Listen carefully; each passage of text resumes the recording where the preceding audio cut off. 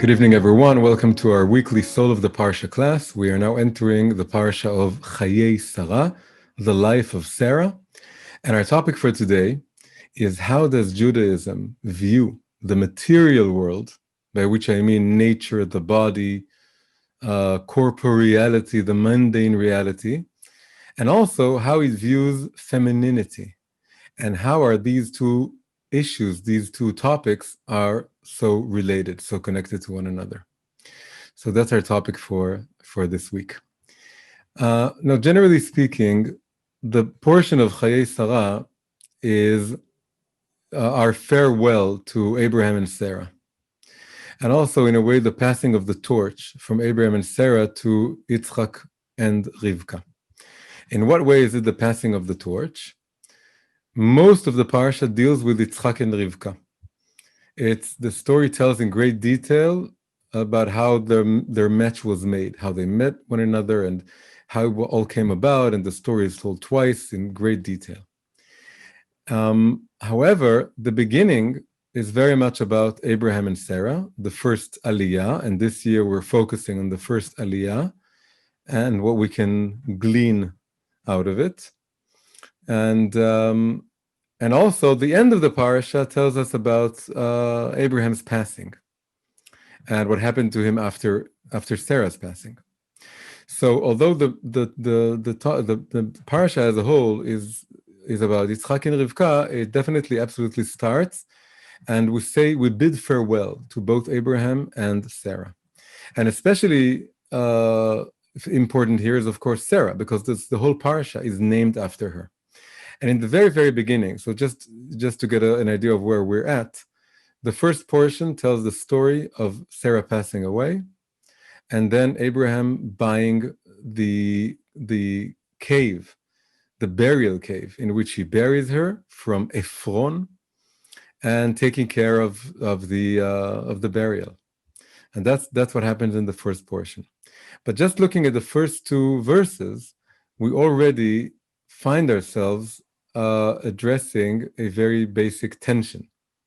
And the tension is that the very first verse repeats the phrase Sarah's life twice. And that's the name of the parasha, and it also appears twice in the verse. So the verse is, I'll first read it in Hebrew, then in English, Vayu Chayei Sarah me'a shana ve'esrim shana ve'sheva shanim shnei Chayei Sarah. In English, Sarah's life came to 100 years and 20 years and 7 years. These were the years of Sarah's life. So it starts and ends with Sarah's life. So it very much puts the emphasis on her life. And this whole portion, this whole parsha is called Sarah's life. But at the very next verse, second verse of the parsha, she passes away. So she remains deceased throughout the parasha, except the first verse. So the tension here is that we're talking about her demise, and her body is returned to the ground. On the other hand, it appears as if she's alive throughout the parasha, and in many ways we can say that the whole story of Yitzchak and Rivka and them coming together is all through the merit of Sarah. It was through her life's work that she was able to bless her son Yitzchak to meet Rivka, and her spirit, so to speak, hovers over the entire parasha. So we have several hints or insinuations that her life continues after her death. The first is that this whole parasha is called Sarah's life. The second is that we can say that it's her legacy, that through one's legacy, one remains alive after one's death. And in a deeper, more Kabbalistic or mystical way, we can say that this alludes to life after death, that the death isn't really the end of the story, that the death of the body is for the soul the beginning of the posthumous journey. And also in an even deeper way about the fate of the body to be resurrected, that even the body itself isn't really dead. And here we're really getting close to what I want to focus on this evening. The idea that the body isn't really dead, that on the surface, a body is something finite in time.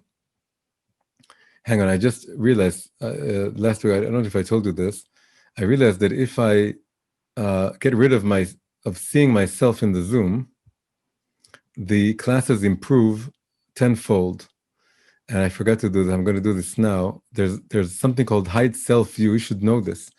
If you click on the three dots, if you look at your own little screen, your own little rectangle, and on the corner there are three dots, and if you press that, there's one of the options you get is hide self view. It's a wonderful way of seeing everyone else and having them see you, but without you seeing yourself, which is always a little bit embarrassing and weird.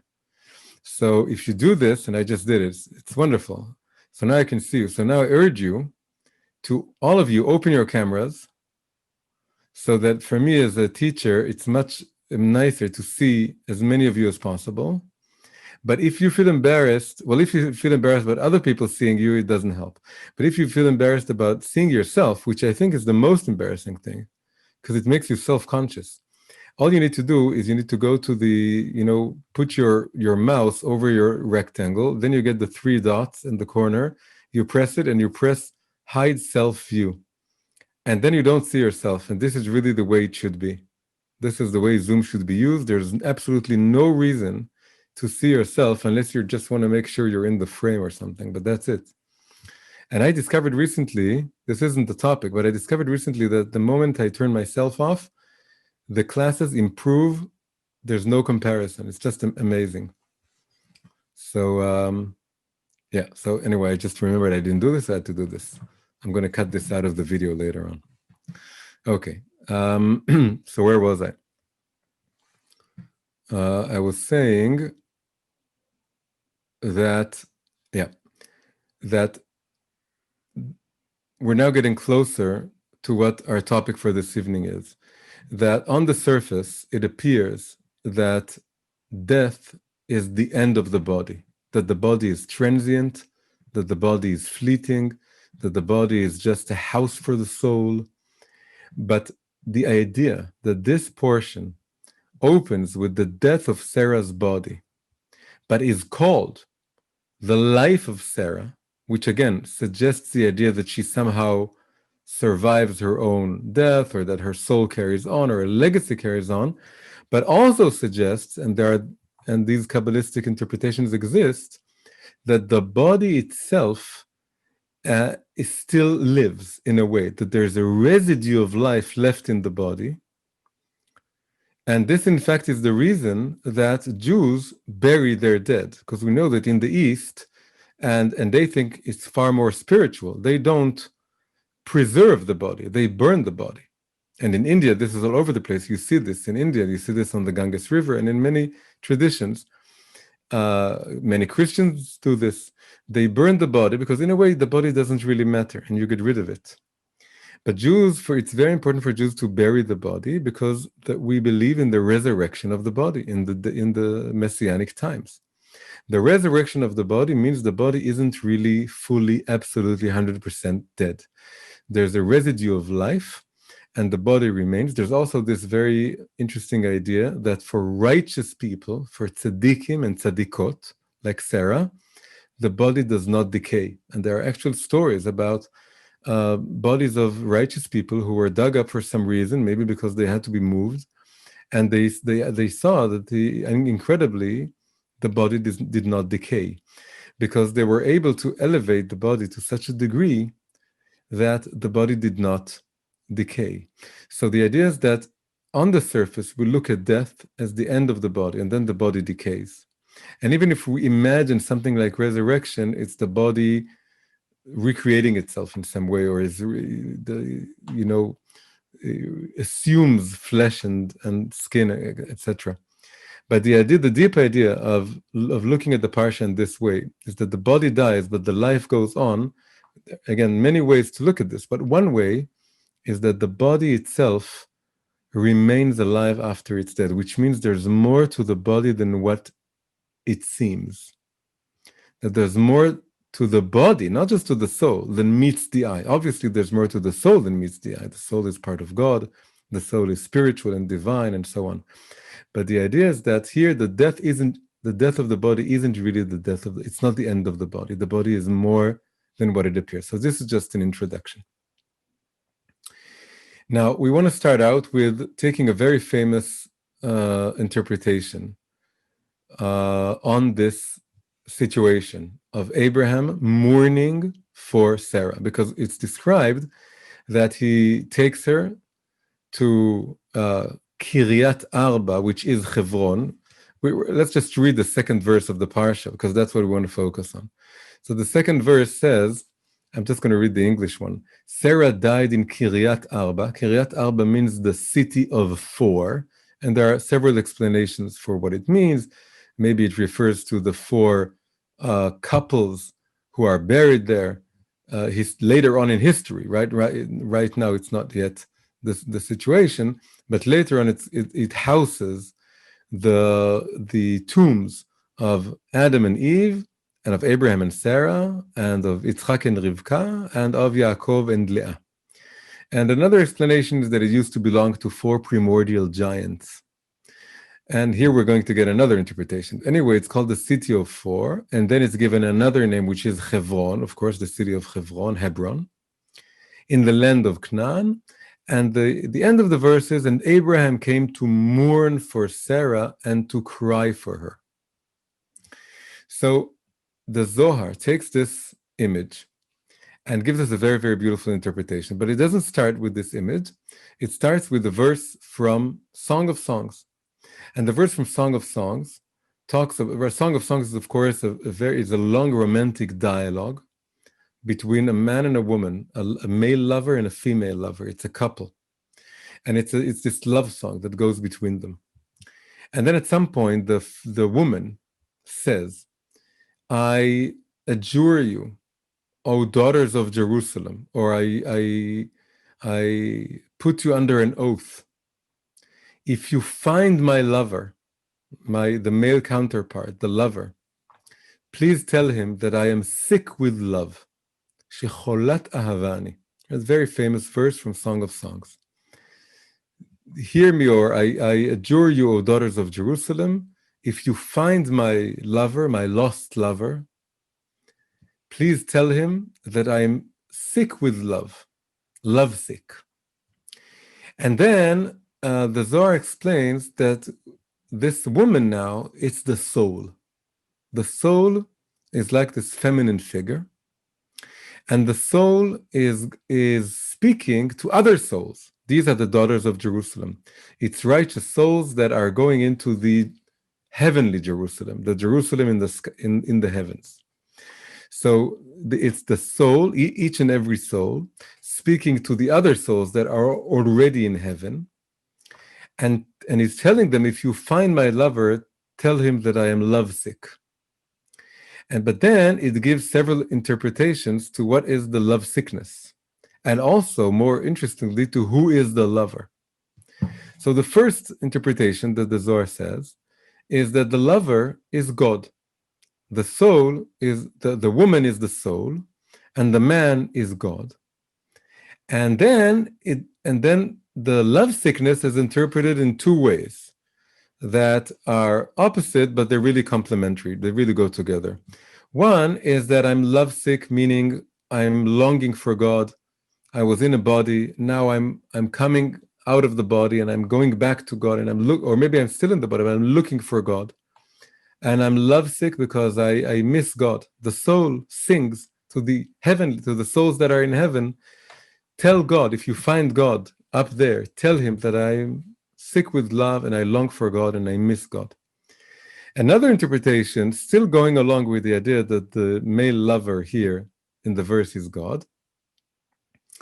The second interpretation of the love sickness is that it's a negative sickness, is that because I used the power of love, I channeled it into this worldly things, that I followed the lures of the body and the physical enjoyments and all this. It made me ill in a negative way. I became sick because I misdirected my love. Instead of loving God, I regret spending my days on whatever food or drink or physical pleasures. And this made me sick. So it's two opposite interpretations, but they really go absolutely together. Because when I channel my love into mundane things, I become ill in a negative way. But then if I channel my love where I should channel it, which is as love of God, then I become lovesick in a positive way, not sick out of negative love, negatively sick out of negative love, but positively sick, like homesick, like lovesick, like the regular usage of lovesick towards God.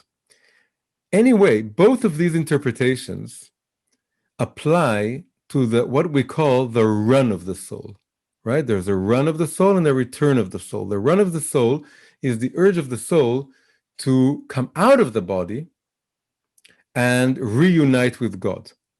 And this movement of running, of longing for God, it has two sides to it. A positive love sickness, longing for God, and a regret over, which is the negative sickness, a regret over misdirecting my love to mundane things. And it's the two sides of tshuva, it's the two sides of remembering God.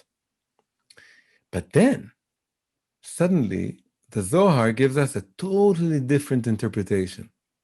So the woman is still the soul, but the interpretation of who the male lover, who the groom is, totally changes, and it absolutely flips. And the second interpretation is that the loved one is the body, not God. It's absolutely the opposite of what we just said. The second interpretation is that we're not talking about the soul as it's still in the body, or is now coming out of the body and returning to God, and is expressing how much it missed God and how much it regrets over-identifying with the body.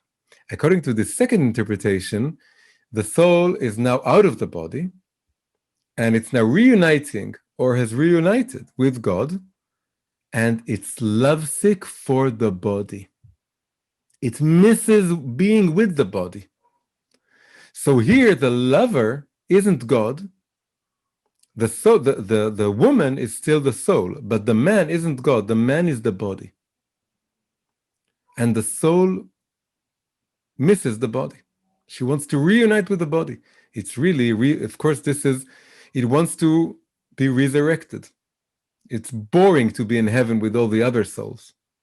So the soul is talking to all these daughters of Jerusalem, the other souls, and it's telling them, if you're able to find my lover, my body, somewhere down there, tell my body, if you're able to communicate with my body, that I miss him. I miss my body so much. I want to go back to being in my body. So it's beautiful and amazing as it is that the Zohar gives us these two interpretations. However, how does the Zohar justify this whole second, more revolutionary interpretation? It uses the opening to our Parsha. It says, Abraham and Sarah are, respectively, the soul and the body. Abraham is the soul. Sarah is the body. When the verse speaks about Sarah being buried in Kiryat Arba, the city of four, which is Hebron, says the Zohar, what do these two names allude to?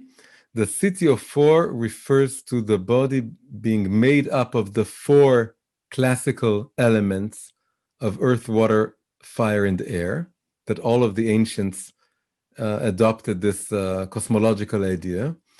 And it's only the body that's made up of these elements, because the spiritual realms are made up of a fifth element. So the four elements are corporeal elements. So Kiryat Arba, the city of four, means that it's talking about the body that's made up of four elements. And Hebron, the second name, Hebron, means connected. And the idea is that when the body is alive, the four elements are connected. But now that the soul leaves the body, that they're separated, the body begins to decay and the four elements fall apart. The body disintegrates, the body decays. and because Abraham is mourning Sarah and is crying over Sarah, this is like the soul saying in the Song of Songs, I'm lovesick for the body, right? There's a connection made between the soul being lovesick for her male lover, and this is correspondent to Abraham, who is now symbolic of the soul, who represents the soul now, mourning or longing or missing his wife Sarah, who is now the body. Now, of course, you can see that there's a gender swap that's going on here, right? Because in the Song of Songs, the soul is feminine and the body is masculine. But when we're talking about Abraham and Sarah, it's the very opposite. It's Abraham, the male, is the soul, and Sarah, the female, is the body. So this is very interesting in and of itself.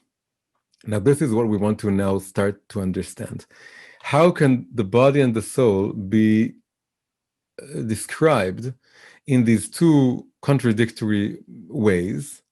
That one is that the soul can be both male and female, and the body can be both male and female. Either way, it can't go together. It can't be that they're both male or they're both female, because there's a marriage of soul and body. So they have to be male and female. But they could, but in one place, the soul is the body, so the soul is male and the body is female. And the other place, the soul is female and the body is male.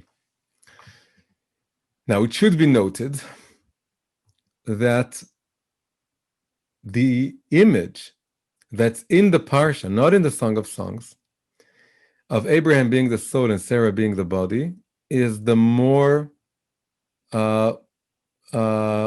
well-known and the more often repeated and the more, let's say, classical representation of the relationship between the spiritual and the material, not just in Judaism, but the world over.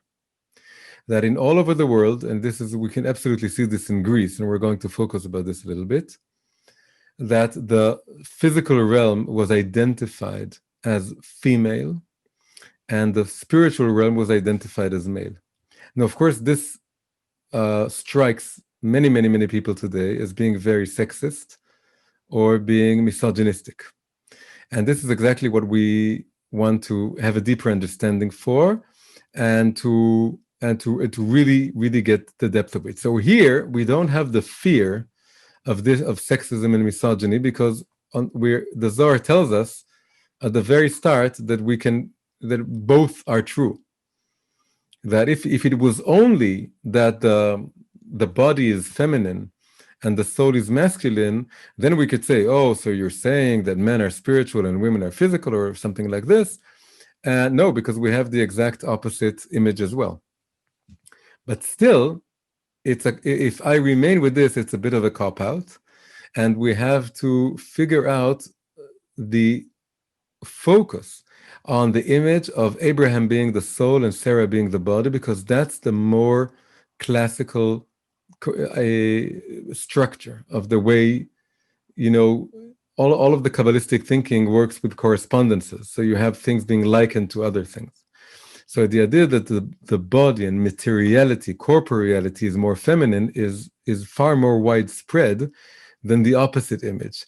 What's really revolutionary in the Zohar is that in the Song of Songs, the soul is described as female and the body is described as male. That's revolutionary. That's what we have to figure out.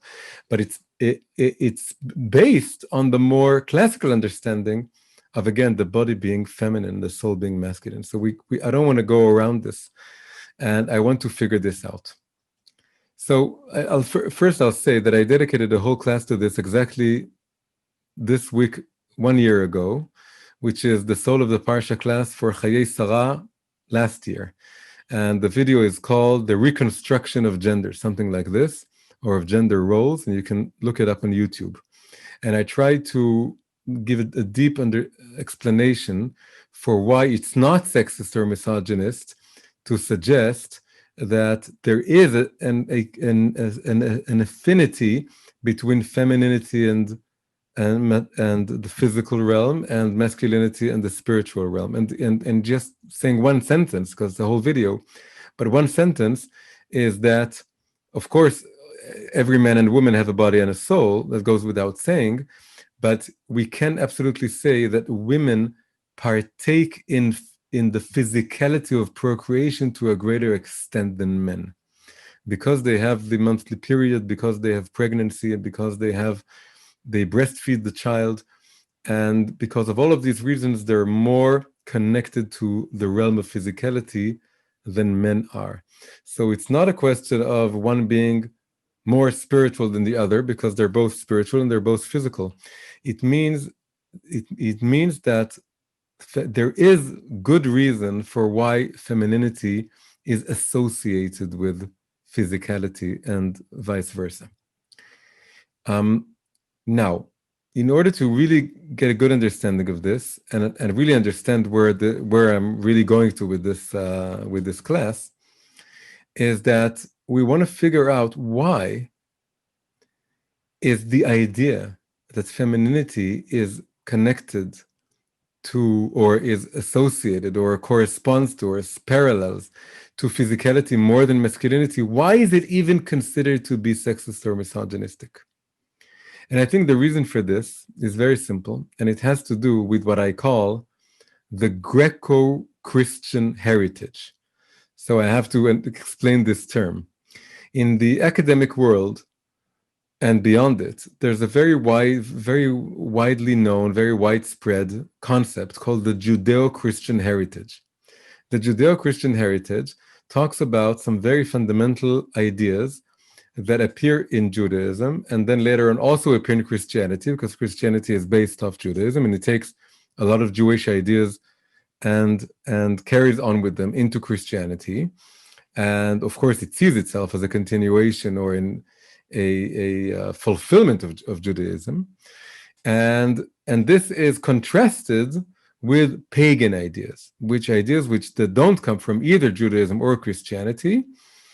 For example, the Greek world being very much worshipping nature, for example. So the pagan world would worship nature, but both Jews and Christians don't worship nature. Or the pagan world is polytheistic, but Judaism and Christianity are both monotheistic. And so then when you put the accent on what Judaism and Christianity have in common, you can absolutely contrast them to the pagan or barbaric or non-Jewish or Christian or polytheistic world. So this is a very well-known concept, the Judeo-Christian heritage. However, we should remember that this is a very Christian concept also, because Christianity is, so I want to,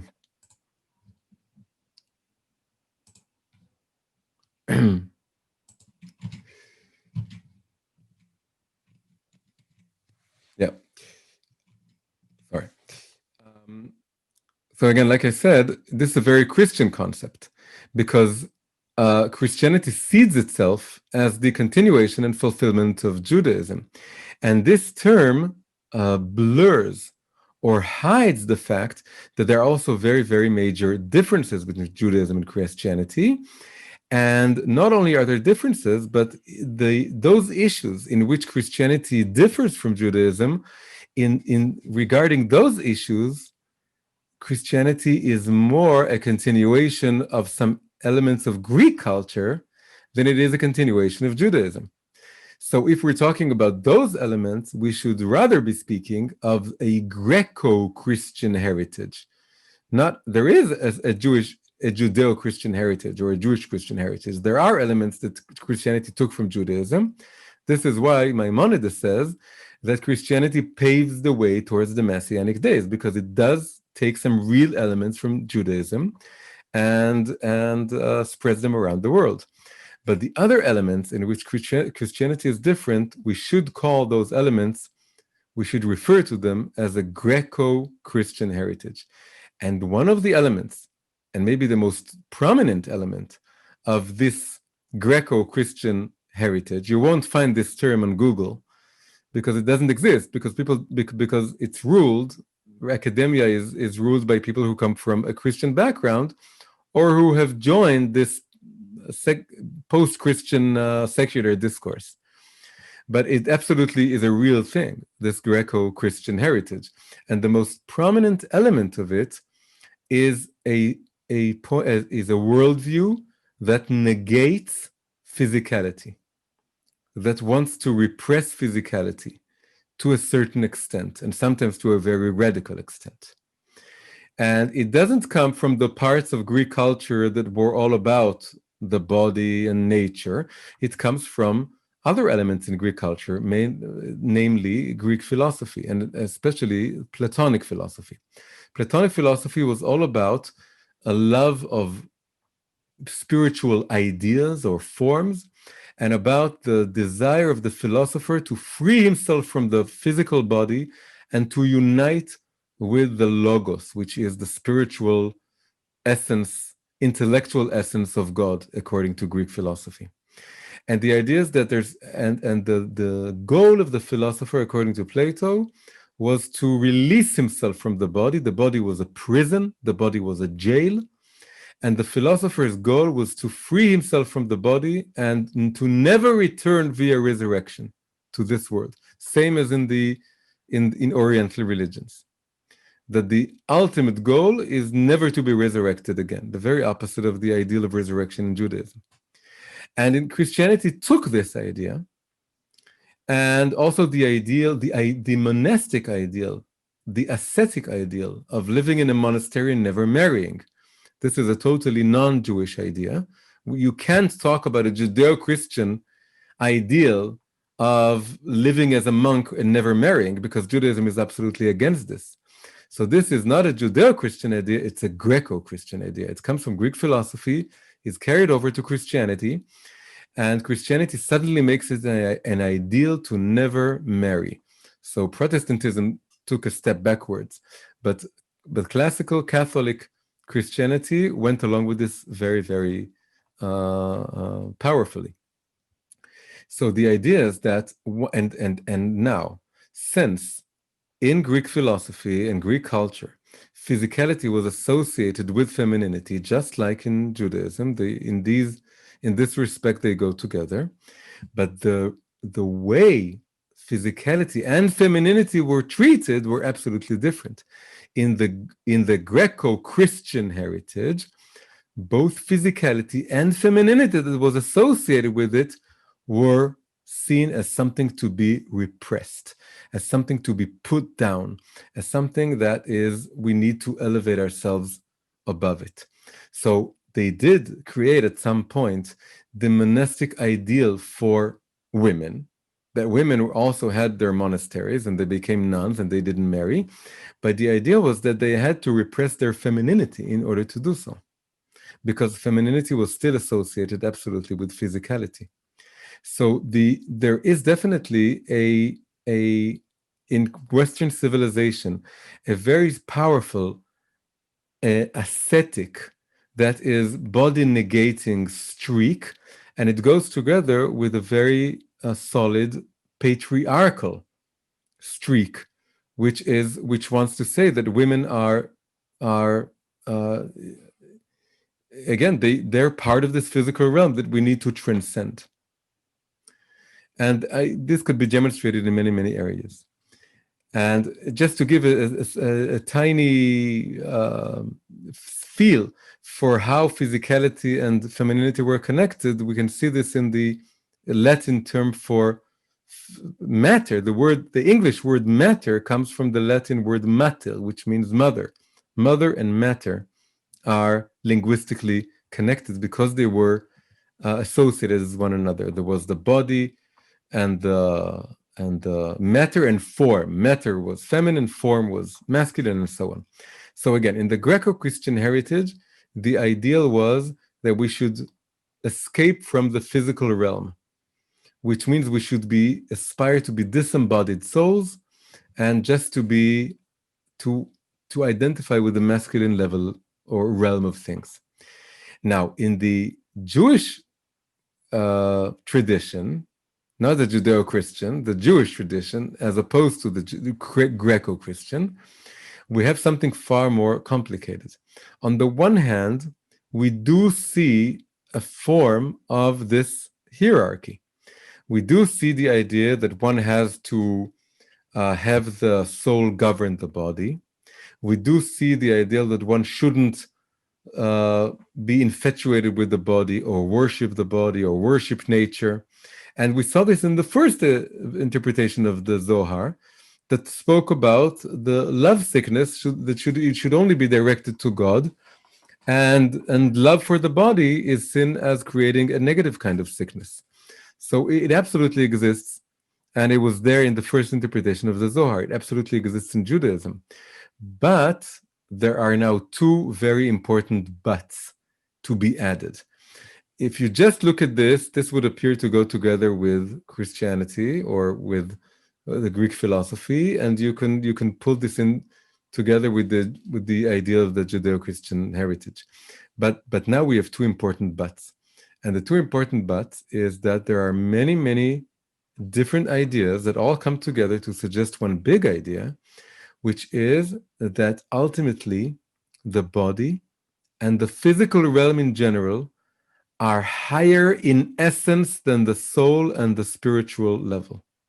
That although it appears that the soul is superior to the body, that the world to come is superior to this world, that spirituality is superior to physicality, if you go down to the essence of them, it flips. And the essence of the body and the essence of this world and the essence of physicality become higher than the essence of the soul and the world to come and spirituality. And this is one but, one caveat. And the second caveat is that there is a whole concept in Kabbalah which talks about the rise of femininity in history. This is something I teach about and speak of in many occasions. And I have this whole book that I wrote about this. And the idea is that there is according to Kabbalah, according to the Ari, history has a direction, and part of the direction of history is that it traces the trajectory of the rise of femininity. And the rise of femininity is also the refinement of the body. So again, two caveats, two buts. The first but, that the body in essence is higher than the soul. Second but is that this isn't static, it's dynamic.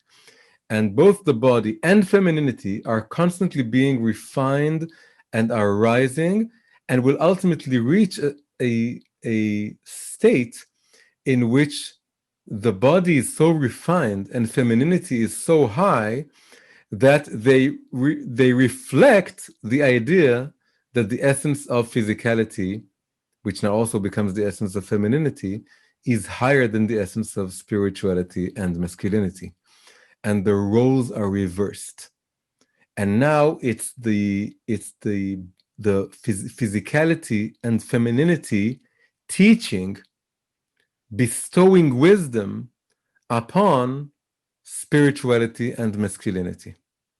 And this is really solves the riddle of how the soul and the body can be addressed once as the body being feminine and the soul being masculine, Sarah and Abraham, and then as the swapping gender roles, the body suddenly being the masculine, the lover, the male lover, and the soul being feminine, the woman, the female lover. And the idea is simply that the Abraham and Sarah image reflects the classical relationship between spirituality and physicality, in which the teacher, the mashpia, the bestower, the influencer, the giver, the teacher is the soul, and this is why it's masculine. Right? In Kabbalah, masculine is identified with mashpia, bestowing, and feminine is identified with being the vessel that receives, being the giver and the receiver. So in the classical relationship, who is the giver? That is the male. It's the soul. And who is the receiver? the feminine, that is the body. This is why the soul is likened to Abraham, and the body is likened to Sarah. But when the soul comes out of the body and rises and rises, and all of history is the body rising, and so when the soul comes out of, when the body dies, and they're separated, and the body is elevated and raised, suddenly it's all reversed. And now the soul becomes the recipient, and this is when the Song of Songs, the soul is feminine, and the body, because it's now so elevated, because we're talking about the ideal of messianic resurrection, the body is so elevated, the body becomes the male, that is the mashpia, the bestower, the giver, the teacher. The body teaches the soul. So we can see this in the story of Abraham and Sarah, and we can see this in some very basic Hasidic ideas. So in the story of Abraham and Sarah, how do we see this reversal of roles? It was here in the previous Parsha. In the previous Parsha, right? In this Parsha, we're told, the Zohar tells us, that Sarah is like the body and Abraham is like the soul. But in the previous Parsha, we were told that as they were aging in the last years of their lives, after Yitzchak was born, their roles were absolutely reversed. And God told Abraham, heed Sarah's voice, and everything that Sarah tells you, you should do what she tells you. You should be the recipient. She should be the bestower or the teacher. You should listen to her. The idea that, which really means Sarah becomes the male, so to speak, the mashpia, and Abraham becomes the female. It's reversed. So the image from the previous parsha of Sarah rising and passing Abraham in stature and becoming his prophet and his teacher is really the idea that in the days to come, the body is going to be refined and elevated to the point that it would teach the soul. And this is exactly what the Alter Rebbe, first Rebbe of Chabad, tells us about the days to come. He tells us right now, the body receives sustenance from the soul. How do we know this? That the moment the soul leaves the body begins to decay. It can't live anymore. The moment the soul leaves it, the body becomes motionless and then begins to decay. So the soul gives the body sustenance. However, says the Alter Rebbe, in the days to come, it's going to be reversed. And the body will give sustenance to the soul, will give inspiration to the soul. When the soul is resurrected, or it goes back into being in the body will teach the soul. The body will experience things and go through experiences and will intuitively understand all kinds of things, just like we speak about feminine intuition. And this is going to teach the body. And the Alter Rebbe isn't just talking about resurrection. The Alter Rebbe is talking about really about Chassidut. Chassidut is feminine wisdom. It has to do more with the body and with day-to-day experiences, with intuitions that come from the emotional realm, which is more connected to the body. And all this is teaching the soul things that the soul can't learn just from spiritual concepts or ideas or meditation. So the idea of the rise of the body, that the body would influence the soul, goes together with the idea of the rise of femininity. And the Alter Rebbe also speaks of this. He says that the verse also in I forgot where it's from now, but the verse that talks about the woman of valor being the crown to her husband, Eshet Chayla Teret Ba'ala, talks about the rise of the feminine and physical realm, so that they become the crown that is the bestower, the teacher, the influencer of the husband. The roles are reversed. So that was. It took me longer than I thought because we haven't gotten to the crux of the shir yet. But the idea is that all this leads us to a very beautiful, and I'm going to have to be brief about this now because it's getting late. But it leads us to a beautiful Torah from the Baal Shem Tov. which leads us to another beautiful idea that shows us a wonderful illustration of this refinement of physicality and rise of femininity. So the Baal Shem Tov takes a verse from Exodus that talks about helping the donkey of your enemy. So the verse goes, it's Exodus 23:5. And it goes, when you see the ass or the donkey of your enemy lying under its burden, and you would refrain from raising it or helping it, you would say, it's the donkey of my enemy, why should I help him? So then the Torah tells you, no, don't do this. Don't be vengeful. You must nevertheless raise it with him. Help your enemy. And raise this donkey that collapsed under its burden. Now the Baal Shem Tov says, the Hebrew word for donkey is chamor. Chamor, you just flip the letters around, it becomes chomer. It becomes the body.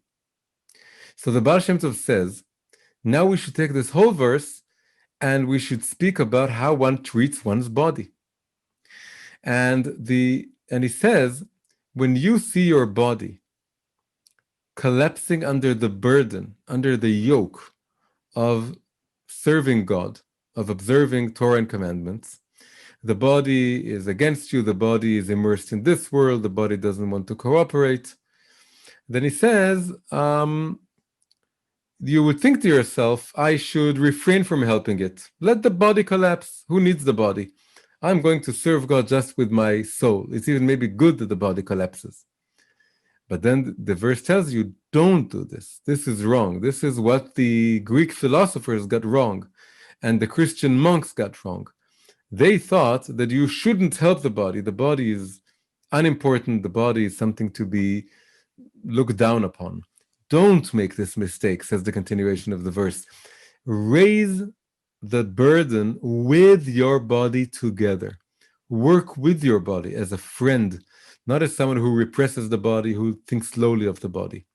So this is a beautiful, very, very elementary Torah from the Baal Shem Tov that takes this whole beautiful verse in and of itself, talks about helping one's enemy's donkey when it collapses, but it tells you the enemy is your body, and it isn't really your enemy. You think it's your enemy. It isn't really your enemy.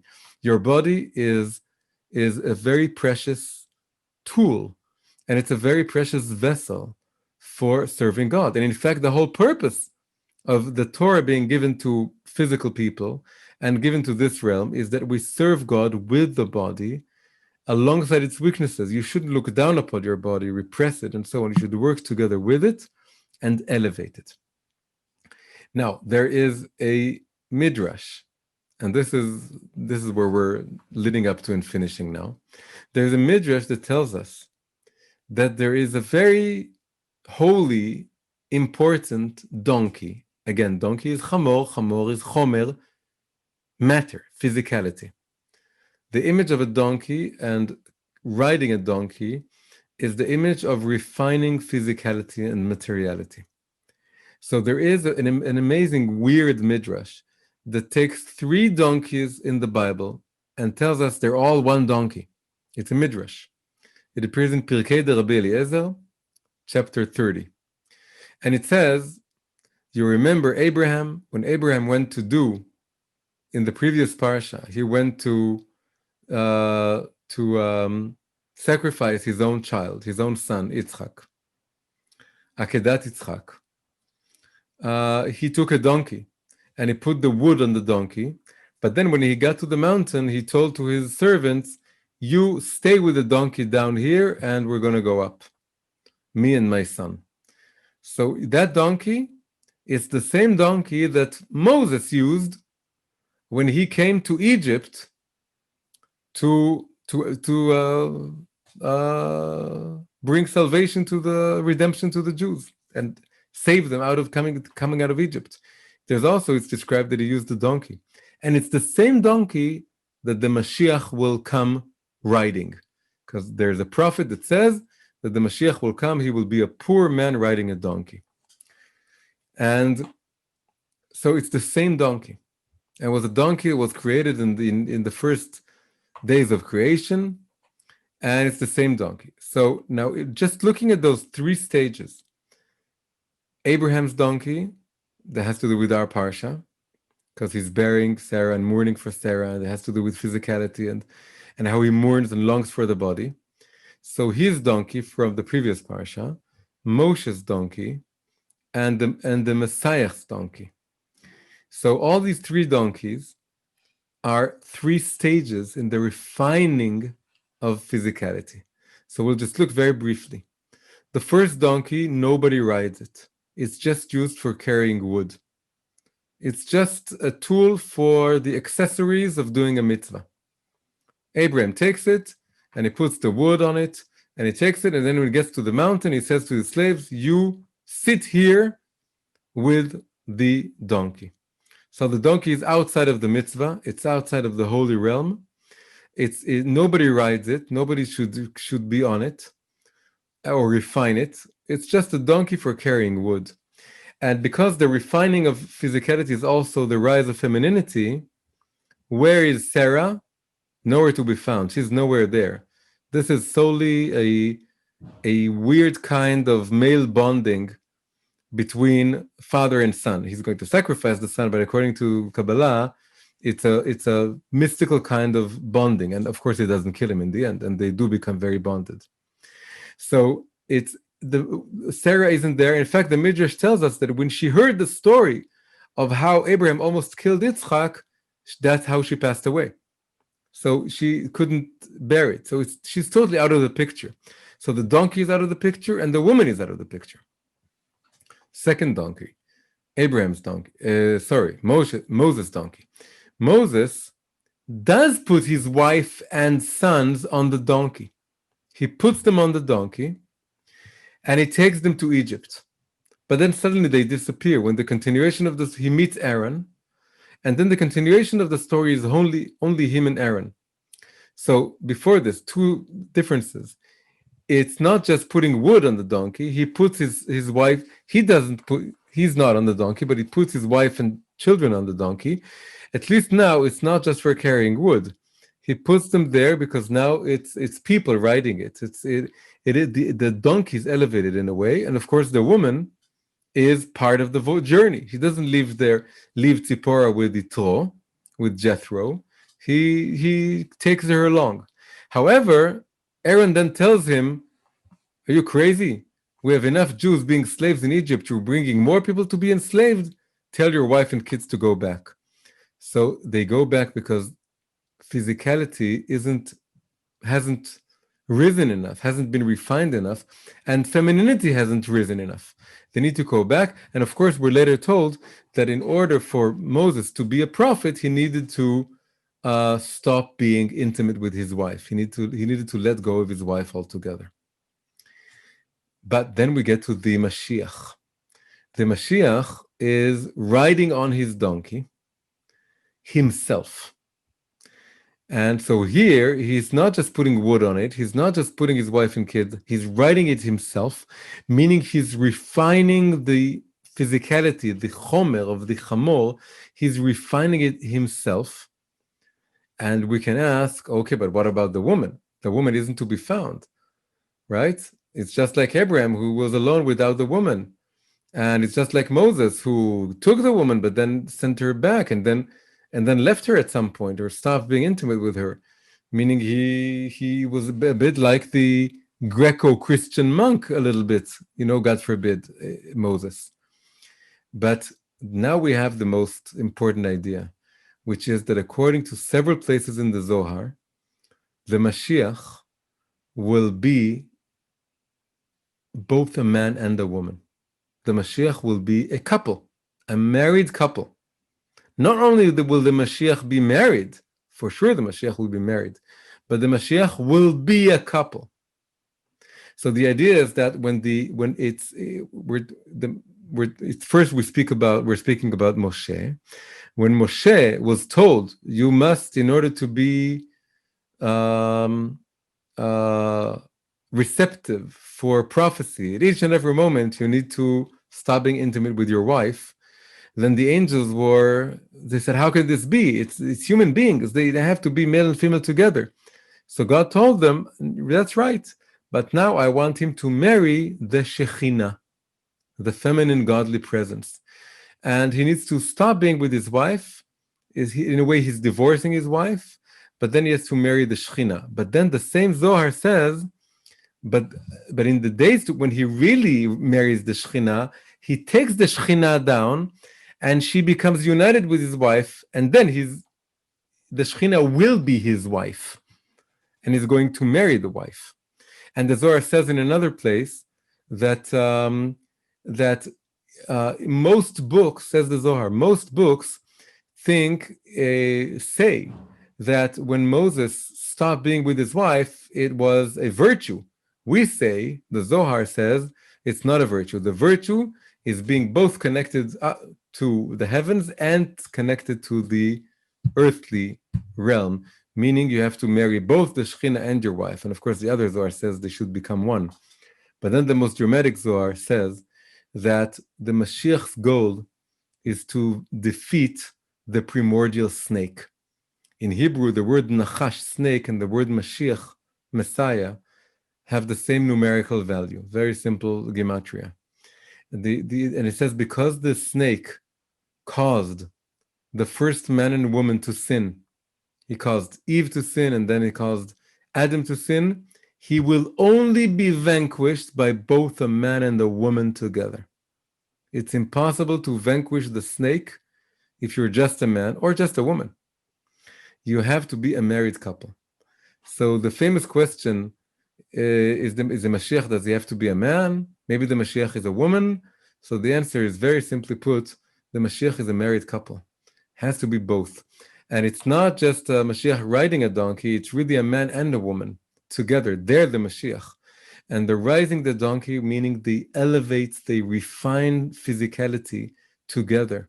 The man bringing the more spiritual wisdom to the forefront, and the woman bringing the more physical wisdom, which is absolute wisdom, because now the body is refined.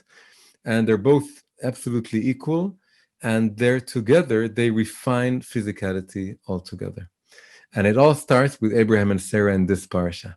It starts with the Zohar's interpretation that when Abraham was mourning Sarah, it was the soul longing to be reunited with the body, and their roles are reversed in this situation. Although Abraham is the man and Sarah is the woman, the Song of Songs tells us that once you have this longing and the body is elevated and refined, it can and it does reverse, and the body becomes the masculine, and the soul becomes the feminine, and it's all perfectly balanced, and it's all reflected in those three donkeys that lead up from Abraham to Moses to the Mashiach.